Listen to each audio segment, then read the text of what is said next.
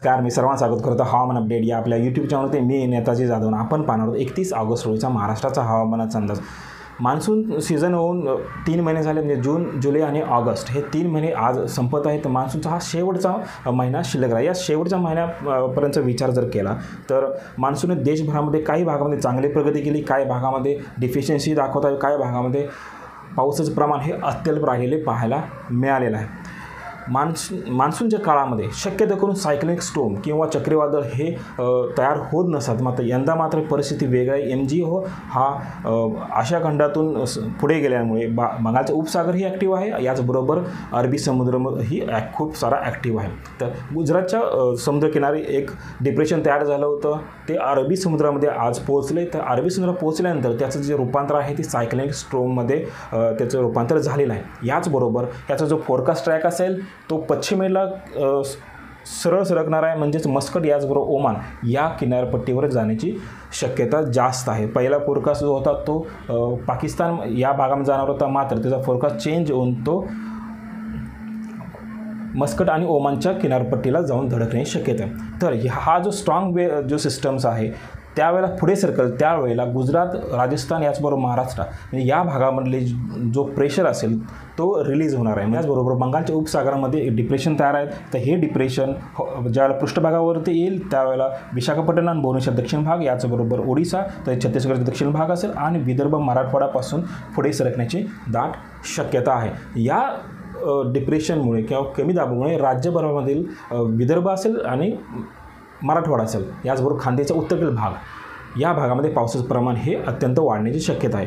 मात्र जो cyclonic storm अरबी समुद्रामध्ये झाला आहे, तो अरबी समुद्राच्या सायक्लोनिक स्टॉर्ममुळे राज्याला कोणत्याही पद्धतीचा धोका नाही, काही कोणत्याही पद्धतीचा पाऊस या सायक्लोनिक स्टॉर्ममुळे राज्यामध्ये पडणार नाही आहे. कारण की ज्या वेळेला सायक्लोनिक स्टॉर्म अरबी समुद्रामध्ये गेल्यानंतर, ज्याला कमी दाब क्षेत्र अरबी समुद्रात गेल्यानंतर सायक्लोनिक स्टॉर्म बनेल, त्यावेळेला या भागामधली जो वारा असेल तो स्वतःबरोबर खेचून जाईल. त्यामुळे या सायक्लोनिक स्टॉर्मचा आपल्या राज्यावरती कोणताही विपरीत परिणाम होणार नाही आहे. मात्र येणाऱ्या 24 तास राज्यात पावसाचा खास करून विचार केला, कमी दाब क्षेत्रात जसं जसं पुढील त्याच पद्धतीचे मराठवाडा असेल आणि विदर्भ असेल पावसाचं प्रमाण वाढणार आहे. सर्वप्रथम आपण विदर्भाचा जर विचार केला, चंद्रपूर, गडचिरोली, भंडारा, गोंदिया, नागपूरचा पूर्वेकडील भाग असेल, या भागामध्ये काही भागामध्ये जोरदार सरी, काही भागामध्ये मुसळधार सरी आपल्याला पाहायला मिळण्याची दाट शक्यता आहे. काही भागामध्ये मात्र फक्त ढगाळ वातावरण ही राहू शकतं.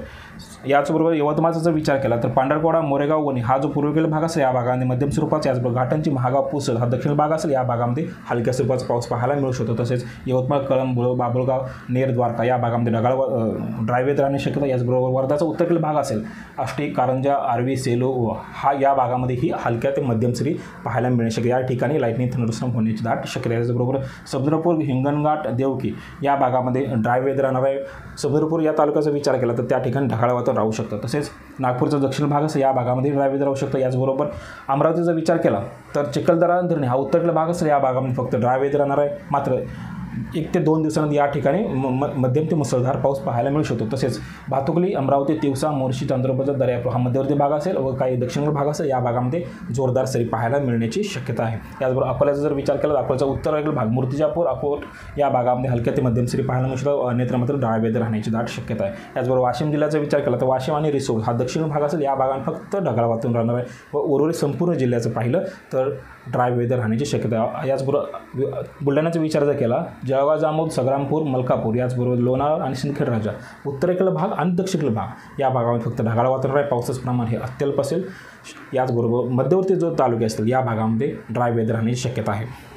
मराठवाड्याचा विचार केला तर मराठवाड्यातील हिंगोली संपूर्ण जिल्हा, नांदेड संपूर्ण जिल्हा, परभणीचा मध्यवर्ती भाग, गंगाखेड, पाथूर, जिंतूर, याचबरोबर जालनाचा जालना, अंबड आणि परतूर हा जो भाग आहे या भागामध्ये विजेच्या कडकडासहित मध्यम, काही भागामध्ये हलक्या स्वरूपाचा पाऊस पाहायला मिळू शकतो. याचबरोबर लातूरचा संपूर्ण जिल्हा या ढगाळ वातावरण राहू शकतं. तसेच उदगीर, अहमदपूर हा उत्तरेकडील भाग असेल, या भागामध्येही हलक्या ते मध्यम सरी पाहायला मिळण्याची शक्यता आहे. तसेच धाराशिवचा विचार केला, धाराशिवमध्ये संपूर्ण जिल्ह्यामध्ये पारंडा, भूम, उस्मानाबाद, धाराशिव याच भागामध्ये, तसेच उमरगा, तुळजापूर या भागामध्येही हलक्या मध्यम सरी पाहायला मिळण्याची शक्यता. या भागामध्येही विजेचा कडकडासहित पावसाची दाट शक्यता आहे. याचबरोबर बीडचा विचार केला तर बीडचा संपूर्ण जिल्हा या भागामध्ये ढगाळ वातावरण झाला तर तुरळक स्वरूपाचा पाऊस त्या ठिकाणी पाहायला मिळू शकतो. तसेच छत्रपती संभाजीनगरचा संपूर्ण जिल्हा या भागामध्येही ढगाळ वातावरण राहण्याची दाट शक्यता आहे. झाला तर पाऊस 1 ते 2 ठिकाणी हलक्या स्वरूपाचा पाऊस पाहायला मिळण्याची शक्यता. याचबरोबर पश्चिम महाराष्ट्राचा विचार केला तर पश्चिम महाराष्ट्रातील सर्वाधिक पाऊस राहण्याची शक्यता ती म्हणजे सोलापूर, दक्षिण सोलापूर असेल, अक्कलकोट असेल, मंगळवेढा असेल, याचबरोबर मोहोळ, बार्शी, म्हाडा, करमाळा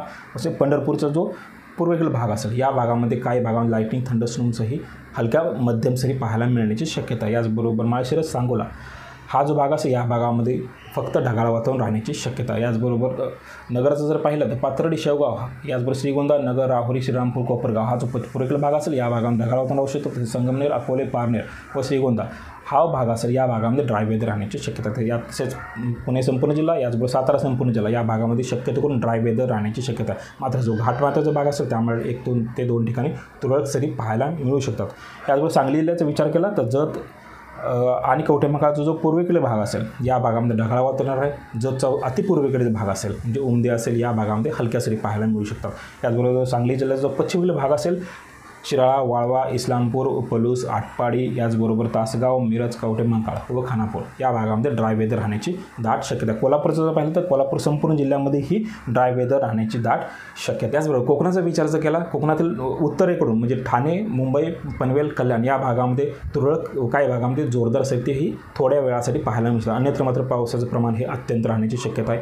शक्यतो करून तिथे ढगाळ वातावरण राहू शकते. याचबरोबर रायगड, रत्नागिरी, सिंधुदुर्ग हा संपूर्ण जो घाट माथ्याचा भाग असेल या भागामध्ये ड्राय वेदर राहणार आहे व जो पश्चिमेकडील भाग असेल या भागामध्ये हलक्या स्वरूपाचा पाऊस पाहायला मिळू शकतो. अन्यत्र मात्र पावसाची शक्यता फार कमी आहे. याचबरोबर खांद्याचा विचार केला तर खान्देशीमधील जळगावमधील भुसावळ, आदलाबाद, रावेर, यावल, चोपडा यावर जामनगर या भागामध्ये हलक्या मध्यम सरी पाहायला मिळू शकतात. याचबरोबर पारोळा, भडगाव, चाळीसगाव हा जो दक्षिण भाग असेल या भागामध्ये फक्त ढगाळ वातावरण पाहायला मिळू शकते. त्याचबरोबर धुळ्याचा विचार केला तर उत्तरेकडे शिरपूर आणि धुळे तालुका याच भागामध्ये फक्त ढगाळ वातावरण पावसाचं प्रमाण हे कमी असेल व झाला तर तुरळक स्वरूपाचा पाऊस पाहायला मिळू शकतो. त्याचबरोबर शिंदखेडा आणि साक्री हा जो उत्तरेकडील भाग असेल, मध्यवर्ती भाग असेल या भागामध्ये पावसाचं प्रमाण हे अत्यंत कमी असेल त्या ठिकाणी ड्राय वेदर राहणार. याचबरोबर नंदुरबारचा पाहिलं तर अक्कलबुवा, बडगाव, तळोदा, शहादा उत्तरेकडील भाग असेल या भागामध्ये 1 ते 2 ठिकाणी तुरळक सरी पाहायला मिळण्याची शक्यता आहे. नाशिक जिल्हा जर विचार जर केला तर नाशिक जिल्ह्याचा नांदगाव, येवला व मालेगाव, चांदवड हा जो पूर्वेकडील भाग असेल या भागामध्ये ढगाळ वातावरण व 1 ते 2 ठिकाणी हलक्या स्वरूपाचा पाऊस पाहायला मिळू शकतो.